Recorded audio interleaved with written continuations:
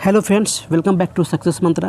तो फ्रेंड्स, जैसा कि आपका पेपर बहुत नज़दीक आ गया है, बस कुछ ही दिन रह गए हैं, तो फिर से आप लोगों के लिए एडुटेरिया का प्रैक्टिस सेट 7 लेकर आ गया हूं। उससे पहले अगर आपने 1 से लेकर 6 तक नहीं देखे हैं तो लिंक डिस्क्रिप्शन में है, आप जाकर वहां से देख सकते हैं।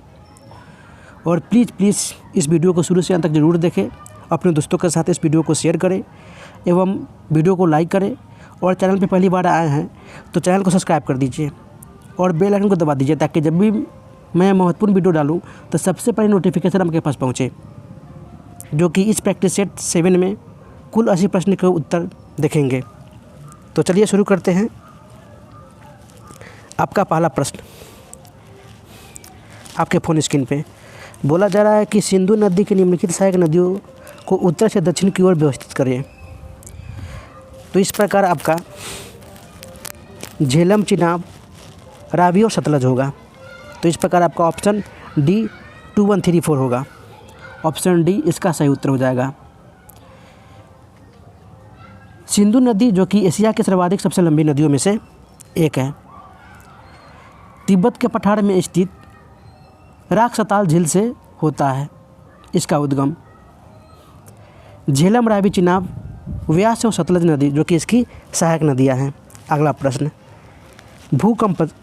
भूकंपी विदर क्या है? तो ये है प्लेट सीमाओं के वे अनुभाग जो निकट अतीत में संविदारित नहीं हुए हैं। ऑप्शन सी इसका सही उत्तर हो जाएगा। इसके आधार पर भूकंप की व्याख्या के लिए सिस्मिक ग्राफ यानी सिस्मोग्राफी थ्योरी की अवधारणा प्रस्तुत की गई है। अगला प्रश्न, शीत लैम्बाडोर धारा की अनुपस्थिति में निम्नलिखित में से कौन सा गठित होगा? तो ये है कोई उत्तर पश्चिम अटलांटिक मत्स्य क्षेत्र नहीं होंगे। तो इस प्रकार आपका ऑप्शन बी सही उत्तर हो जाएगा। लैब्राडोर धारा जो कि एक ठंडी धारा है, यह बैफिन की खाड़ी तथा डेविस जलडमरू मध्य से प्रारंभ होकर न्यू फाउंडलैंड से तट से होते हुए ग्रांड बैंक के पूर्व से गुजरने के 50 डिग्री पश्चिमी देशांतर के पूर्व में गल्फ स्ट्रीम से मिलती है एवं यहाँ इसी कारण यहाँ मत्स्य प्रचुर क्षेत्र में पाए जाते हैं। अगला प्रश्न, निम्नलिखित में से कौन सा एक दीर्घकालीन समुद्र तल परिवर्तन का कारण है? तो ये है बर्फ चादरों का पिघलना। ऑप्शन डी इसका सही उत्तर हो जाएगा। वैश्विक तापन के कारण बर्फ चादरों के पिघलने की परिघटना ही समुद्र तल परिवर्तन का दीर्घकालीन कारण है। समुद्र जल घनत्व में परिवर्तन अल्पकालीन कारणों से भी होता है। तो इस प्रकार आपका ऑप्शन डी सही उत्तर हो जाएगा। किसी चक्रवात अक्ष पर क्या होता है? तो ये निर्मल आकाश और न्यूनतम ताप होता है। ऑप्शन सी इसका सही उत्तर हो जाएगा। अगला प्रश्न, पृथ्वी के वायुमंडल के संबंध में निम्नलिखित में से कौन सा कथन सही है? तो समताप में ऊंचाई के साथ तापमान बढ़ता है, यह भी कथन सत्य है। मध्य मंडल में ऊंचाई के साथ तापमान घटता है, यह भी कथन सत्य है। वायुमंडल का न्यूनतम तापमान मध्य मंडल के ऊपरी भाग में दर्ज किया जाता है एवं क्षोभ मंडल जो कि ट्रोपोपॉज एक समतापी क्षेत्र है, यह भी कथन सत्य है। तो इस प्रकार आपका ऑप्शन डी ये सभी सत्य हो जाएंगे। अगला प्रश्न, भारतीय प्रायद्वीपीय पठार के बारे में निम्नलिखित में से कौन सा कथन सही है? तो दक्कन के पठार क्रमशः उत्तर से दक्षिण की ओर बढ़ते हैं। मालवा के पठार विंध्य के कगारों से ऊंचे हैं जो पठारों का पूर्वी पार्श्वभाग बनाते हैं। पश्चिमी सतपुरा, नर्मदा, ताप्ती नदियों को पृथक करते हैं तथा छोटा नागपुर पठार ग्रेनाइट और घी चट्टानों से प्रकृतस्थ है। तो इस प्रकार आपका ऑप्शन ढक्कन के पठार, पश्चिमी सतपुरा, नर्मदा और छोटा नागपुर पठार, ऑप्शन बी सही उत्तर हो जाएगा। अगला प्रश्न, वर्ष 1990 में अंतर्राष्ट्रीय परिषद का प्रतिष्ठापन किस आयोग की संस्तुति पर किया गया था? तो ये है सरकारिया आयोग। ऑप्शन बी इसका सही उत्तर हो जाएगा। संविधान के अनुच्छेद 263 के तहत एक अंतर्राष्ट्रीय परिषद के गठन का प्रावधान किया गया है, जिससे कि केंद्र एवं राज्यों का परस्पर विभिन्न राज्यों के बीच बेहतर सहयोग एवं समन्वय का बढ़ावा दिया जा सके। अंतर्राष्ट्रीय परिषद के अध्यक्ष प्रधानमंत्री जी होते हैं। अगला प्रश्न, राज्य विधानमंडल में विधान परिषद के उपवन के संबंध में निम्नलिखित में से कौन सा कथन सही नहीं है? तो कुल सदस्यों का 12वां अंश स्थानीय निकायों और सत्ताओं से मिलकर बने निर्वाचक मंडलों द्वारा निर्वाचित होगा, यह कथन सही नहीं है। ऑप्शन सी इसका सही उत्तर हो जाएगा। संविधान के अनुच्छेद 171 में विधान परिषदों की संरचना एवं गठन के बारे में प्रावधान दिया गया है। संविधान के सदस्यों तथा संख्या के 1/3 भाग से अधिक नहीं होना चाहिए एवं लोकसभा में 15% से अधिक नहीं होना चाहिए लोकसभा कुल संख्या से, और 40 से कम भी नहीं होना चाहिए। वर्तमान में 6 राज्यों में विधान परिषद है, वो है आपका उत्तर प्रदेश, बिहार, कर्नाटक, महाराष्ट्र, तेलंगाना और आंध्र प्रदेश। अगला प्रश्न, परिवर्णीय शब्द जो कि काटसा निम्नलिखित में से किस देश द्वारा अधिनियमित विधान को निर्दिष्ट करता है? तो ये है यूएसए के द्वारा। ऑप्शन बी इसका सही उत्तर हो जाएगा। काटसा का अर्थ होता है प्रतिबंध अधिनियम के माध्यम से अमेरिका द्वारा प्रतिद्वंद्वियों का मुकाबला करना। अगला प्रश्न, निम्नलिखित में से कौन सी विशेषताएं ब्रिटिश संविधान से भारत के संविधान में ली गई थी? तो यह है विधि का शासन, एकल नागरिकता और संसदीय व्यवस्था। तो इस प्रकार आपका ऑप्शन डी 134 सही उत्तर हो जाएगा। वही विधि द्वारा स्थापित प्रक्रिया आपका ये जापान से लिया गया है। अगला प्रश्न, निम्नलिखित में से कौन संवैधानिक निकाय हैं? राष्ट्रीय अनुसूचित जनजाति आयोग जो कि आपका ये संवैधानिक निकाय है, जबकि राष्ट्रीय महिला आयोग, राष्ट्रीय अल्पसंख्यक आयोग और राष्ट्रीय वनाधिकार आयोग आपका ये वैधानिक निकाय हैं। तो इस प्रकार आपका ऑप्शन ए सही उत्तर हो जाएगा। राष्ट्रीय महिला आयोग जो कि 1992 में, राष्ट्रीय अल्पसंख्यक आयोग 1992 में, राष्ट्रीय मानवाधिकार आयोग 1993 के गठन के कानून के अंतर्गत किया गया था। अगला प्रश्न, आम चुनावों के बाद अल्पकालीन अध्यक्ष कौन होता है? तो यह भारत के राष्ट्रपति द्वारा नियुक्त किया जाता है। ऑप्शन बी इसका सही उत्तर हो जाएगा, जिसे हम प्रोटेम स्पीकर भी कहते हैं। संसदीय मामलों के मंत्रालय के माध्यम से सरकार प्रोटेम स्पीकर का नाम बदलकर राष्ट्रपति के पास भेजती है। इसके बाद राष्ट्रपति प्रोटेम स्पीकर को, जिसे हम अल्पकालीन अध्यक्ष बोलते हैं, उसको ये नियुक्त करते हैं। अगला प्रश्न, लोकसभा में अनुसूचित जातियों के लिए कुल कितने सीटें आरक्षित होते हैं? तो 84 होते हैं। ऑप्शन ए इसका सही उत्तर हो जाएगा। और अनुसूचित जनजातियों के लिए 47 सीटें, जो कि लोकसभा में अनुच्छेद 330 के तहत अनुसूचित जातियों एवं अनुसूचित जनजातियों के आरक्षण का प्रावधान दिया गया है। अगला प्रश्न, किसे संसद के दोनों सदनों में बैठने को अनुमति है पर मत देने का अधिकार नहीं? तो ये महान्यायवादी जी को।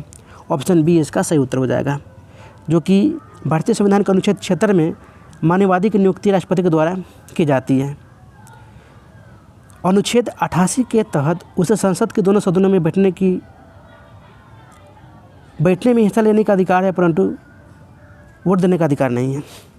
अगला प्रश्न, संविधान में केंद्र और राज्यों के बीच विधि निर्माण के लिए विषयों की सूची कौन सी अनुसूची में है? तो ये आपका 7वीं अनुसूची में है। ऑप्शन सी इसका सही उत्तर हो जाएगा। भाग 11 में अनुच्छेद 245 से 55 तक केंद्र और राज्य विधायी संबंधों की चर्चा की गई है, जो कि संविधान में केंद्र और राज्यों के बीच शक्तियों का बंटवारा 7वीं अनुसूची के तहत किया गया है, जिसमें प्रथम संघ सूची, द्वितीय में राज्य सूची एवं तृतीय में समवर्ती सूची दिया गया है। प्रथम सूची तो संघ और राज्यों के क्षेत्रों का वर्णन किया गया है। 8वीं अनुसूची में भाषाओं की सूची दिया गया है एवं द्वितीय अनुसूची में राष्ट्रपति, राज्यपाल, लोकसभा के अध्यक्ष एवं उपाध्यक्ष, विधानसभा के अध्यक्ष एवं उपाध्यक्ष, राज्यसभा के सभापति एवं उपसभापति, विधान परिषद के सभापति एवं उपसभापति, उच्चतम न्यायालय के न्यायाधीश, भारत के नियंत्रक एवं महालेखा परीक्षक के संबंध में उबंध दिया गया है। तो इस प्रकार आपका ऑप्शन से सही उत्तर हो जाएगा। अगला प्रश्न, भारत के संविधान सभा में किस वर्ष राष्ट्रीय ज्ञान को स्वीकार किया गया था? तो ये 1950 को। ऑप्शन सी इसका सही उत्तर हो जाएगा। 24 जनवरी 1950 को, जो कि रविन्द्रनाथ टैगोर जी के द्वारा ये लिखा गया राष्ट्रगान है, जो पहली बार 27 दिसंबर 1911 को भारतीय राष्ट्रीय कांग्रेस के कोलकाता अधिवेशन में गाया गया था। राष्ट्रगान को गाने में लगभग 52 सेकंड का समय लगता है। अगला प्रश्न, निम्नलिखित में से कौन सा दर्रा उत्तराखंड में अवस्थित नहीं है? तो ये आपका ये नाथुला दर्रा है। नाथुला दर्रा जो कि आपका ये सिक्किम में स्थित है। आपका उत्तराखंड में माना दर्रा, लिपुलेख दर्रा और नीति दर्रा है। अगला प्रश्न,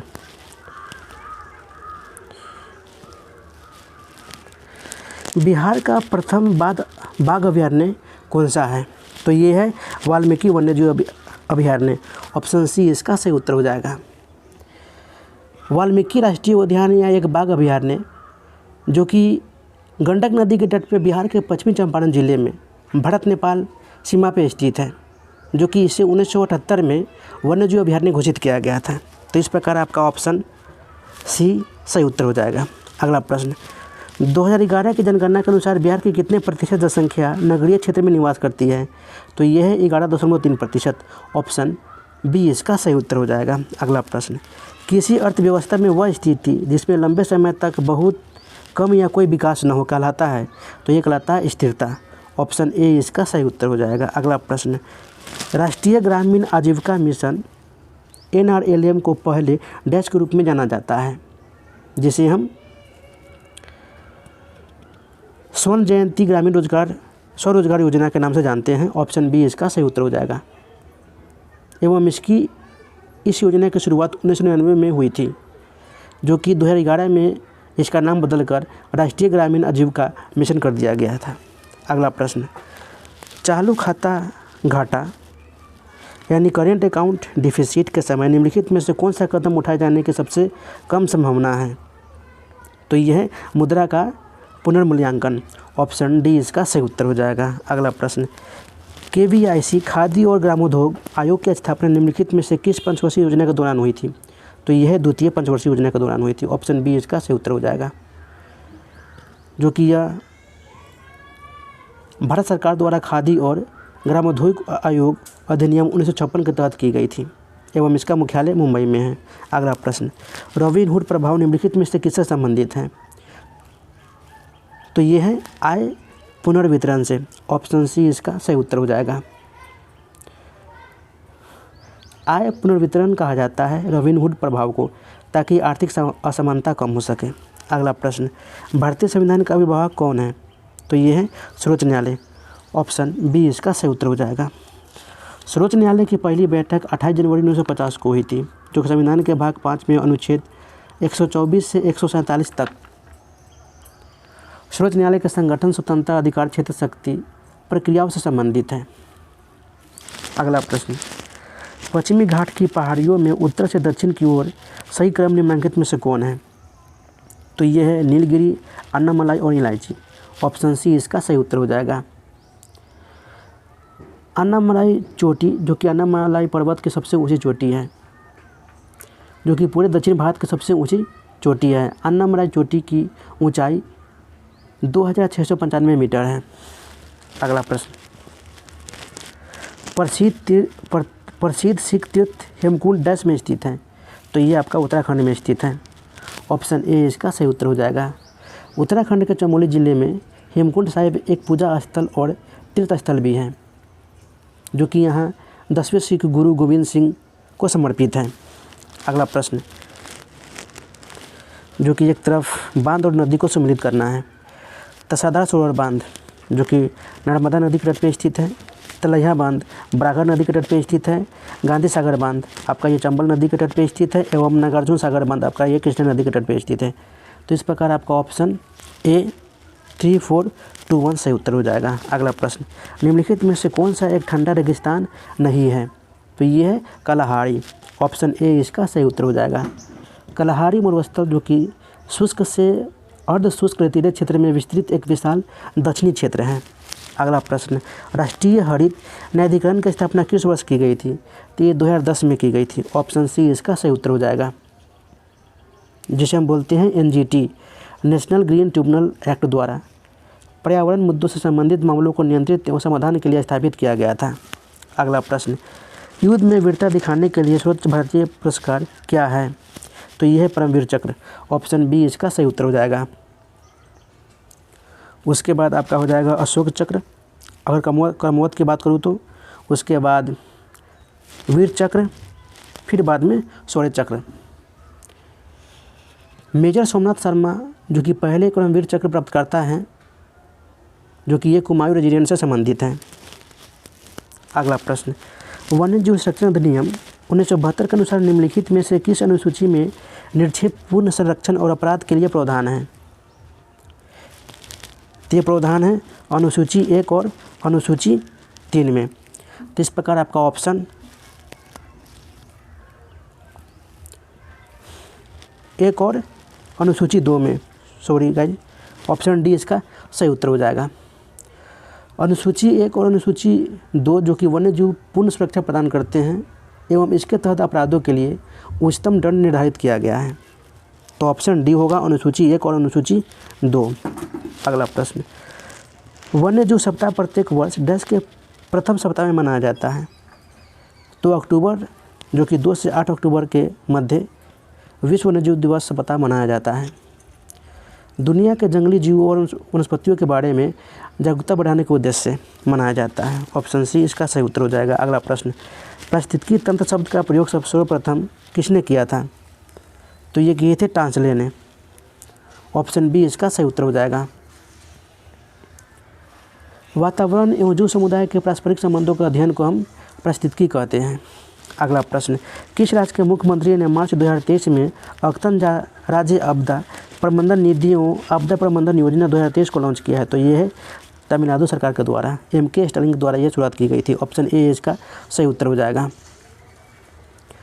नीति का उद्देश्य था कि मजबूत आपदा प्रबंधन तंत्र की मदद से आपदाओं के नकारात्मक प्रभाव को कम करना। अगला प्रश्न, किस संविधान संशोधन द्वारा संविधान में यह प्रावधान किया गया है कि मंत्रिपरिषद में प्रधानमंत्री सहित मंत्रियों की कुल संख्या लोकसभा की कुल संख्या के 15% से अधिक नहीं होगी? तो यह है 51वां संविधान संशोधन 2003 द्वारा जोड़ा गया था। ऑप्शन ए इसका सही उत्तर हो जाएगा। अनुच्छेद 75 के अनुसार, जो कि प्रधानमंत्री की नियुक्ति राष्ट्रपति के द्वारा की जाएगी एवं अन्य मंत्रियों की नियुक्ति राष्ट्रपति के द्वारा, लेकिन प्रधानमंत्री की सिफारिश पर की जाएगी। अगला प्रश्न, किस राज्य ने 13वीं हॉकी इंडिया उप जूनियर पुरुष राष्ट्रीय चैंपियनशिप का खिताब जीता है? तो ये जीता है उत्तर प्रदेश ने, उड़ीसा हॉकी संघ को 7-1 से हराकर। ऑप्शन ए इसका सही उत्तर हो जाएगा। वैज्ञानिक ने निम्नलिखित में से किस संस्थान में गेहूं की किस्म विकसित की जो गर्मी को मात दे सकती है? तो ये है भारतीय कृषि अनुसंधान संस्थान ARI ICR। ऑप्शन डी इसका सही उत्तर हो जाएगा। जो कि 20 से 25 अक्टूबर के बीच बो गई ये फसलें 100 से 110 दिनों में पक जाती हैं। तो ऐसी गुणवत्ता वाली गेहूं की किस्में विकसित की गई हैं। ऑप्शन डी इसका सही उत्तर हो जाएगा। यूरोपीय संघ EU की जलवायु निगरानी एजेंसी के अनुसार अंटार्कटिक समुद्री बर्फ़ का विस्तार मार्च 2023 में औसत से कितना प्रतिशत कम था? तो ये 32% कम था। ऑप्शन डी इसका सही उत्तर हो जाएगा। अगला प्रश्न, फरवरी 2023 में किस देश ने भारत के फ्रोजन सी फूड के आयात पर अपना अस्थायी प्रतिबंध हटा दिया है? तो ये हटा दिया है कतर ने। ऑप्शन डी इसका सही उत्तर हो जाएगा। फ्रोजन सी फूड ऐसे समुद्री खाद्य पदार्थ होते हैं जिन्हें 0 से 20 डिग्री नीचे स्तर स्टोर किया जाता है। अगला प्रश्न, चक्रवात प्रभात म्यांमार की सहायता के लिए भारत द्वारा शुरू किए गए कार्यवाही ऑपरेशन का नाम क्या है? तो यह है ऑपरेशन करुणा। ऑप्शन बी इसका सही उत्तर हो जाएगा। अगला प्रश्न, विश्व प्रेस स्वतंत्रता सूचकांक 2023 में निम्न में से किस देश को अंतिम स्थान दिया गया था? तो ये उत्तर कोरिया को दिया गया था। वही भारत का स्थान 161वें हैं 180 देशों में। अगला प्रश्न, एशियन पैरा गेम्स 2023 में पैरा कैनोइंग में स्वर्ण पदक जीतने वाली पहली भारतीय कौन है? तो ये है प्राची यादव। ऑप्शन ए इसका सही उत्तर हो जाएगा। अगला प्रश्न, नोबेल शांति पुरस्कार 2023 प्राप्त करने वाली नरगिस मोहम्मदी का संबंध किस देश से है? तो यह है ईरान से। ऑप्शन ए इसका सही उत्तर हो जाएगा। अगला प्रश्न, सभी मेडिकल कॉलेज अस्पतालों के स्वास्थ्य में सुधार के लिए बिहार के उप मुख्यमंत्री शुरू किए गए मिशन का नाम क्या है? तो ये है मिशन परिवर्तन। ऑप्शन सी इसका सही उत्तर हो जाएगा। जो कि 4 मई 2023 को बिहार के उप मुख्यमंत्री तेजस्वी प्रसाद यादव जी ने मेडिकल कॉलेज अस्पतालों के स्वास्थ्य में सुधार के लिए 60 दिन का दर्ज मिशन परिवर्तन की शुरुआत की थी। अगला प्रश्न, जब किसी वस्तु की चाल ध्वनि की चाल से अधिक हो जाती है तो इसे डैश चाल पर यात्रा करना कहा जाता है? तो ये बोलते हैं पराध्वनिक। ऑप्शन सी इसका सही उत्तर हो जाएगा। मैक संख्या 1 से अधिक है तो पिंड की चाल पराध्वनि कहलाती है। मैक संख्या वैसी संख्या है जो किसी माध्यम में पिंड की चाल उसको उसी माध्यम में ध्वनि की चाल के बराबर मानी जाती है। अगला प्रश्न, कृत्रिम वर्षा के लिए निम्नलिखित में से किस पदार्थ का उपयोग किया जाता है? तो ये सिल्वर आयोडाइड का प्रयोग किया जाता है। ऑप्शन सी इसका सही उत्तर हो जाएगा। सिल्वर आयोडाइड के साथ साथ पोटेशियम आयोडाइड, सोडियम क्लोराइड और सोडियम कैल्शियम क्लोराइड पदार्थों का उपयोग किया जाता है। अगला प्रश्न, बहुत ठंड के मौसम में पानी डैश जलीय जीवन को संरक्षित करने में मदद करता है। तो ये विस्तार करने में। ऑप्शन बी इसका सही उत्तर हो जाएगा। शुरुआत में जब पानी का तापमान गिरता है तो यह भारी होकर नीचे डूबता है, जो कि यह प्रक्रिया 4 डिग्री सेंटीग्रेड तक चलती है। इसके बाद जल का विस्तार होने लगता है। अगला प्रश्न, सामान्य तौर पर बैटरी की क्षमता डैश में लिखी जाती है, तो एम्पियर आवर में लिखी जाती है। ऑप्शन बी इसका सही उत्तर हो जाएगा।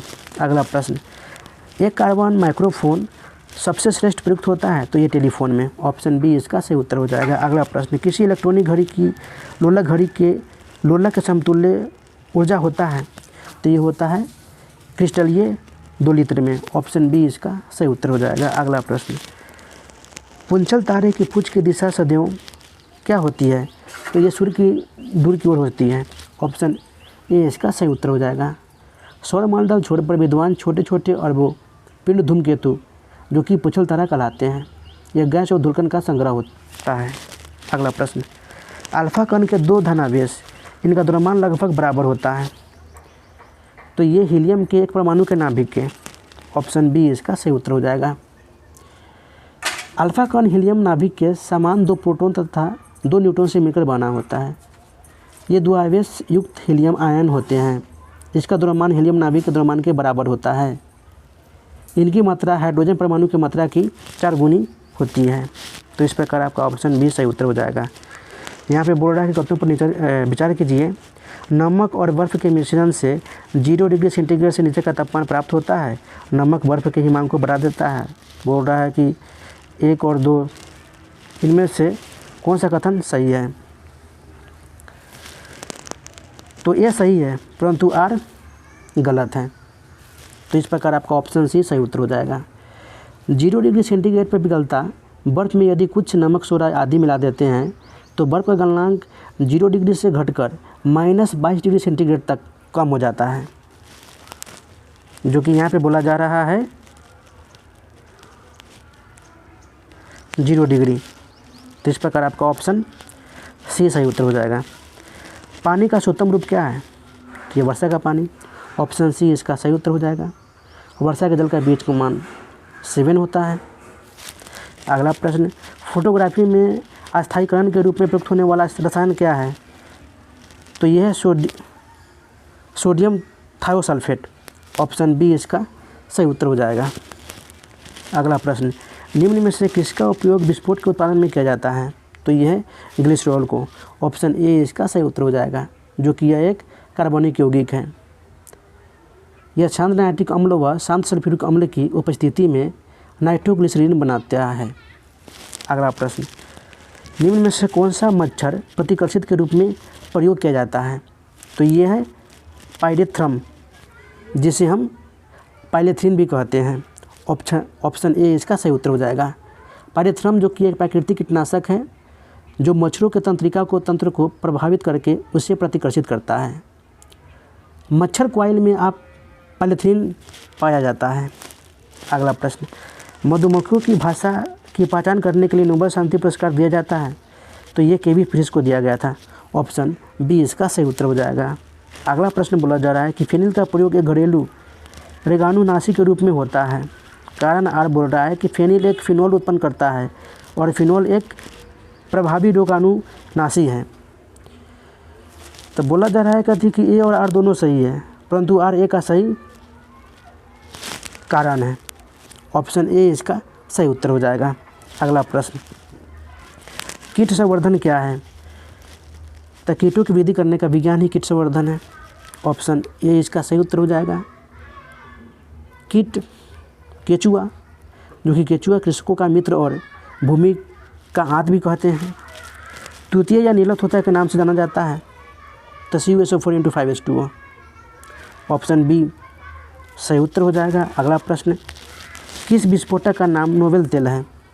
तो ये है TNG, ट्राइनाइट्रोग्लिसरीन, जो कि एक विस्फोटक द्रव्य है।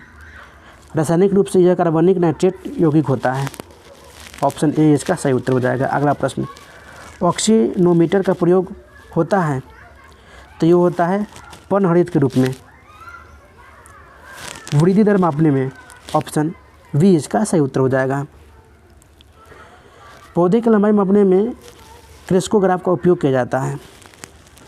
कवक पौधों में नहीं पाया जाता, तो पर्णहरित में नहीं पाया जाता। ऑप्शन सी इसका सही उत्तर हो जाएगा। पर्णहरित की अनुपस्थिति के कारण कवक कार्बन डाइऑक्साइड और जल द्वारा कार्बोहाइड्रेट निर्मित करने में असमर्थ होती है, इसलिए इसे अपने भोजन पदार्थों की प्राप्ति के लिए अन्य वनस्पतियों, जंतुओं और उनके मृत शरीर पर ही आश्रित होना पड़ता है। अगला प्रश्न, बायोगैस का निम्न में से कौन सा अव्यय प्रमुख है? तो ये है मीथेन। ऑप्शन ए इसका सही उत्तर हो जाएगा। अगला प्रश्न, लौंग मसाला जो कि पौधे के किस भाग से प्राप्त होता है? तो ये फूल की कली से प्राप्त होता है। ऑप्शन डी इसका सही उत्तर हो जाएगा। अगला प्रश्न, निम्नलिखित युग्मों को सम्मिलित कीजिए और सही उत्तर का चयन कीजिए। तो उत्तर अटलांटिक संधि संगठन, जिसे हम नाटो, 1949 में इसका गठन किया गया था। वर्षा संधि 1955 में, पहला नेम शिखर सम्मेलन 1961 में तथा क्यूबा मिसाइल संकट आपका 1962 में इसका स्थापना किया गया था। तो इस प्रकार आपका ऑप्शन 1 का ए, 2 का बी, 3 का सी और 4 का डी, यानी ऑप्शन ए सही उत्तर हो जाएगा। नाटो जो कि अटलांटिक संधि संगठन सोवियत संघ के खिलाफ सामूहिक सुरक्षा प्रदान करने के लिए संयुक्त राज्य अमेरिका, कनाडा, कई पश्चिमी यूरोपीय देशों द्वारा अप्रैल 1949 में यह उत्तरी अटलांटिक संधि, जिसे हम वाशिंगटन संधि भी कहते हैं, द्वारा स्थापित एक सैन्य गठबंधन था। और नाटो को जवाब देने के लिए सोवियत संघ के नेतृत्व में पूर्वी यूरोप के देश में गठबंधन ने 1955 में ये वर्षा की संधि की लाई थी। पहला नेम शिखर सम्मेलन जो कि सितंबर 1961 में बेलग्रेड में यूगोस्लाविया में हुआ था। क्यूबा मिसाइल संकट जो कि 1962 में USA और सोवियत संघ के मध्य हुआ था। अगला प्रश्न, राष्ट्रवादी देसी भाषा के समाचार पत्रों और उनसे जुड़ी क्षेत्रों के बारे में निम्नलिखित युग्मों पर विचार करें। द राष्ट्रगुप्तर बम्बई क्षेत्र से संबंधित हैं, ट्रिब्यून लाहौर, हिंदू पोर्ट्रेट कोलकाता और द हिंदू मद्रास। तो यहाँ पे आपका उपरोक्त सभी सही उत्तर हो जाएगा। अगला प्रश्न, यदि वैद्य समाज ने रूढ़िवादी हिंदुत्व के अंधविश्वासों की सख्त निंदा की तो प्रार्थना समाज ने 10 प्रयास किया है। तो ये जातीय बंधनों को उन्मूलन के लिए प्रयास किया है। ऑप्शन ए इसका सही उत्तर हो जाएगा, जो कि वैद्य समाज की स्थापना 1864 में मद्रास में हुई थी। वैद्य समाज ब्रह्म समाज से प्रेरित था एवं इसके सदस्य एक ईश्वर में विश्वास किया करते थे। अगला प्रश्न, डांस योजना क्या थी?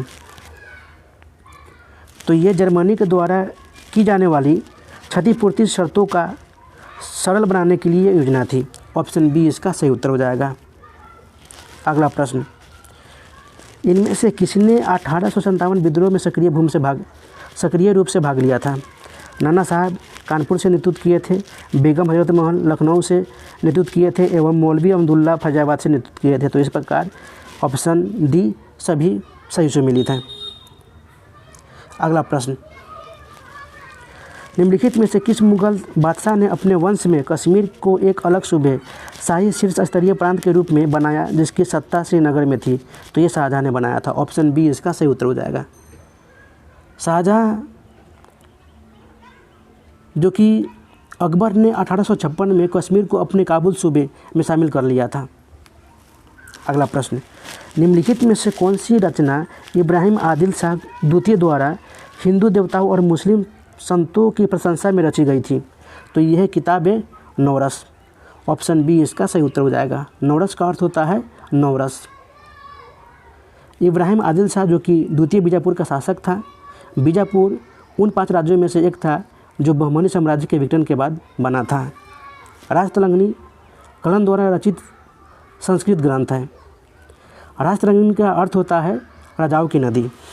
अगला प्रश्न, 18वीं शताब्दी की शुरुआत में राजपूत शासक सवाई राजा जयसिंह ने डैश में अपनी राजधानी बनाई थी, तो यह है जयपुर में। ऑप्शन डी इसका सही उत्तर हो जाएगा। अगला प्रश्न, इनमें से किस शासक ने चतुर्थ बौद्ध संगति कश्मीर में आयोजित की थी, तो ये किया था कनिष्क ने। ऑप्शन सी इसका सही उत्तर हो जाएगा। कनिष्क के शासनकाल में वसुमित्र की अध्यक्षता में यह आयोजित की गई थी एवं इस संगति में बौद्ध धर्म हीनयान और महायान 2 भागों में विभाजित हो गया था। अगला प्रश्न, किस दिल्ली सुल्तान ने रक्त और लौह की नीति अपनाई थी, तो ये बलबन द्वारा अपनाया गया था। ऑप्शन बी इसका सही उत्तर हो जाएगा, जो कि रक्त और लौह का तात्पर्य अपने शत्रुओं के प्रति कठोर नीति से था। अगला प्रश्न, उस राज्य का नाम बताइए जिसने पहली बार युद्ध में हाथियों का इस्तेमाल किया था, तो ये मगध साम्राज्य में। ऑप्शन बी इसका सही उत्तर हो जाएगा, क्योंकि उस समय जंगलों में हाथियों की संख्या अपर्याप्त थी, बहुत ज़्यादा थी। सॉरी दोस्त, बहुत ज़्यादा थी, पर्याप्त थी। अगला प्रश्न, निम्नलिखित नामों से प्राचीन भारत के चिकित्सीय त्रय की पहचान कीजिए, तो ये चरक, सुश्रुत और वानभट्ट। ऑप्शन सी इसका सही उत्तर हो जाएगा, जो कि यह तीनों चिकित्सा आयुर्वेद में सिद्ध थे। अगला प्रश्न, निम्नलिखित मगध के राजवंशों का काल क्रमानुसार सजाइए, तो पहले हर्यक वंश, शिशुनाग वंश, उसके बाद नंद वंश, फिर मोर वंश। तो इस प्रकार आपका ऑप्शन सी 4, 2, 1, 3। हर्यक वंश जो कि 544 ईसा पूर्व से 412 ईसा पूर्व के बीच में थी। शिशुनाग वंश का राज 412 ईसा पूर्व से 345 ईसा पूर्व में था। नंद वंश 345 से 322 ईसा पूर्व में था और मौर्य वंश 322 से 184 ईसा पूर्व में था। तो इस प्रकार आपका यहाँ पे 80 प्रश्न समाप्त हो गए। तो दोस्तों, अगर वीडियो अच्छी लगी हो तो वीडियो को लाइक कर दीजिए, अपने दोस्तों के साथ शेयर कर दीजिए एवं चैनल पे पहली बार आए हैं तो चैनल को सब्सक्राइब कर दीजिए और बेल आइकन को दबा दीजिए, ताकि जब भी मैं महत्वपूर्ण वीडियो डालूँ तो सबसे पहले नोटिफिकेशन आपके पास पहुँचे। तो फिर मिलते हैं नेक्स्ट वीडियो में, तब तक के लिए गुड बाय, जय Hind, take care of yourself.